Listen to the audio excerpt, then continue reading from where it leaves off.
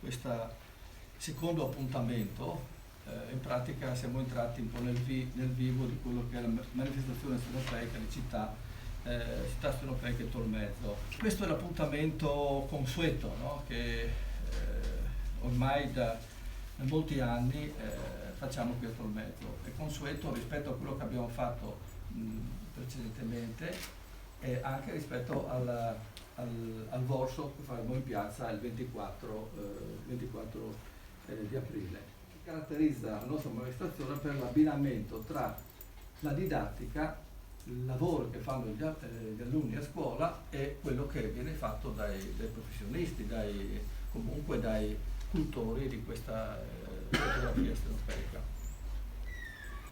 Il rapporto è sempre stato molto proficuo per noi come insegnanti.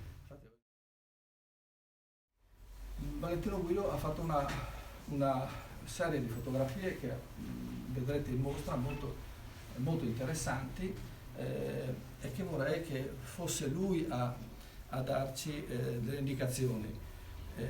Visto che è stato molto gentile, ci ha portato anche la macchina fotografica che ha utilizzato per questa sua indagine e anche quello che è l'elemento principale di questa attività che lui ha fatto, il cardo e la rosa, che vedremo subito come verranno spiegati da lui stesso.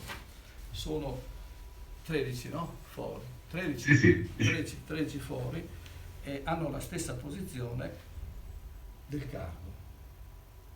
Quindi 13 fori è una macchina, vedete, grandangolare, diciamo ha uno spessore di circa 2 centimetri, penso, no? Allora, innanzitutto le foto sono state realizzate in Nocera Terinese, che è un comune del Catanzarese, sul terreno catanzarese. Qui in questo comune sopravvive alla modernizzazione, sopravvive un rito arcaico.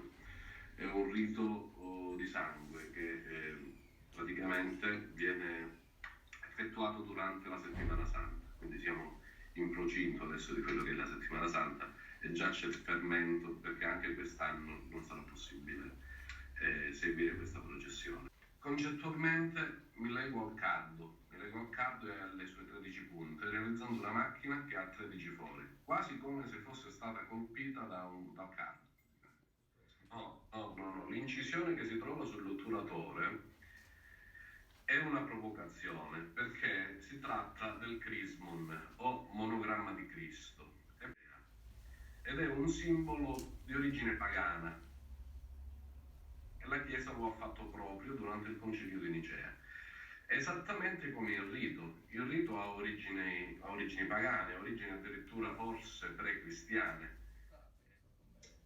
La processione ha dei momenti di stasi, perché siccome la statua è pesantissima, è una Madonna lignea di scuola napoletana che pesa 435 kg e viene portata, praticamente la processione dura tantissimo, esce la mattina presto e rientra la sera tardi. I portantini sono i secondi penitenti in questa processione perché piagano la carne sulla spalla, letteralmente. È in esaurimento oppure è ormai fuori dalla storia? Questa è una domanda importantissima ed è una cosa che interessa gli antropologi di tutto il mondo, tant'è che viene visitata da antropologi provenienti da tutto il mondo. Praticamente negli ultimi 30 anni il numero è aumentato esponenzialmente.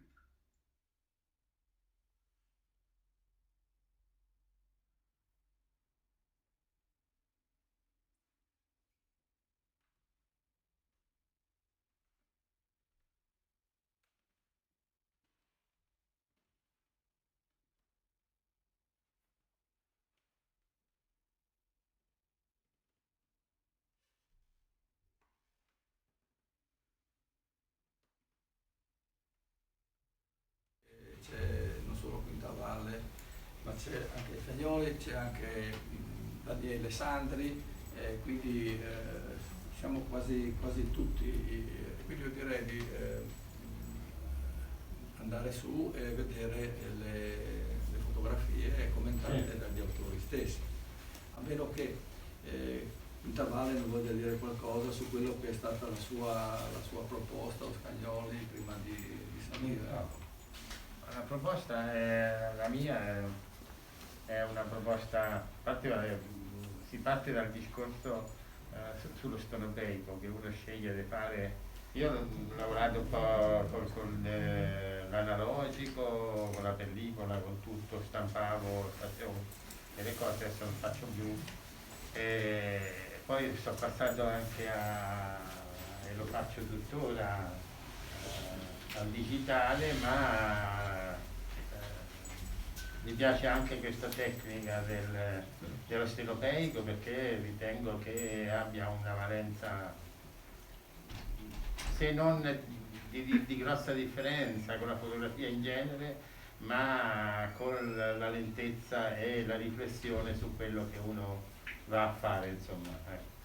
No, volevo aggiungere a quello che ha detto, che io non ho detto, però questi autori che sono in mostra sono tutti che hanno lavorano con il digitale, anche perché sono professionisti alcuni, per cui però hanno fatto anche questa scelta della fotografia stenopeica, quindi è una scelta che non è obbligata, insomma, uno lo fa per una passione sua, perché pensa che ci sia qualcosa di diverso nella fotografia stenopeica, no? Rispetto di norma si fa per passione alla fotografia, per cui le varie forme possono essere le più varie, insomma. Guarda, tanto uno si avvicina a questo, oltre alla curiosità, perché c'è molto interesse nella curiosità nel cercare qualcosa di questo genere ultimo, che è troppo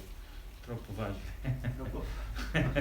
E quindi, il fatto che hai detto prima che si divertono è importante. sì, no, il principio mio è quello, è uno si divertire nella scoperta, nella riscoperta e cercare qualcosa di creativo. Quindi come Valentino che va a riscoprire antropologicamente un rito, un coso della sua terra sostanzialmente, e chi invece che ne so, io ho fatto delle cose sulla cultura, secondo me certe situazioni, oppure altri racconti, lui sul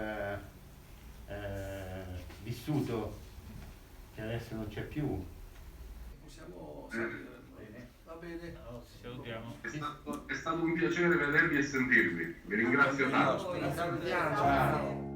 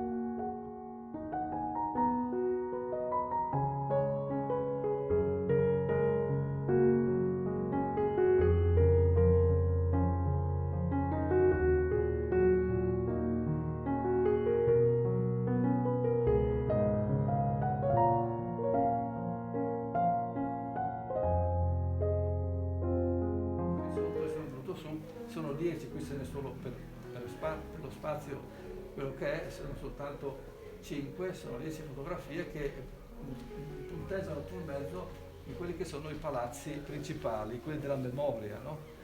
Si stava tutto, non si poteva uscire, non so se vi ricordate, non si poteva andare da nessuna parte e era diventato tutto molto labile, e questa labilità l'ho voluto fare proprio, siccome il tema era sulla musica, l'ho voluto fare proprio con questo violino che ho messo davanti, proprio attaccato alla scatola, e in prospettiva c'erano, come vedete, l'Albergo Roma, i portici, poi qui c'è il museo, ma c'è anche il Duomo, eccetera. Sono tutti gli elementi che fanno parte dell'elemento, c'è anche il museo da qualche parte, fanno parte della memoria di chi abita qui, e si stava in qualche modo dissolvendo.